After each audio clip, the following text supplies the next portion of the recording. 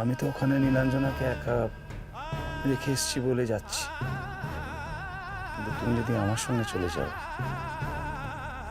তাহলে তো লাল এখানে একা থেকে যাবে না। লালকে সমুদ্র নিয়ে নিয়েছিল সম্রাট। পৃথিবীর যেখানেই যাই সমুদ্রের সঙ্গে আমার দেখা হবে।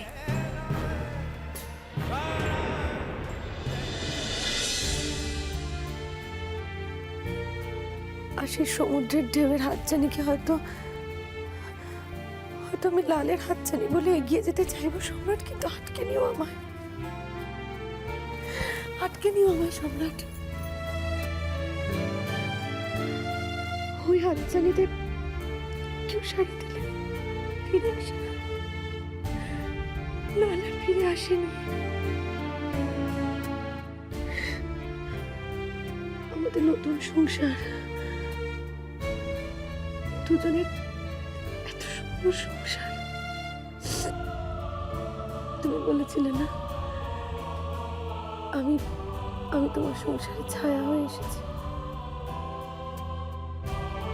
আমার সংসারে বড় কাজটা তো তুমি। আর আমাদের টপ্পা ঠুমরি, ওরা আমাদের জীবনের চাঁদ আর সূর্য।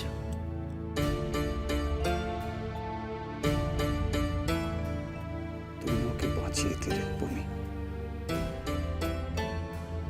জীবনটা যেখানে শেষ হয়ে যাচ্ছিল সেখান থেকে তুমি আবার নতুন করে শুরু করে দিলে, সে একই কথা তো আমারও সম্রাট। যখন ভেবেছিলাম যে জীবনে বেঁচে থাকার কোনো মানেই নেই, কি লাভ বেঁচে থেকে,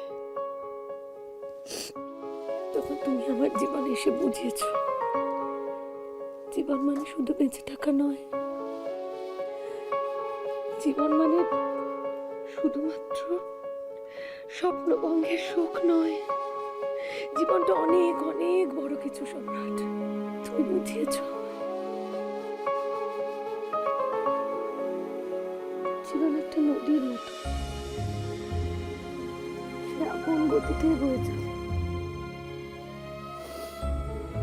যাকে এভাবে আটকে রাখা যায় না,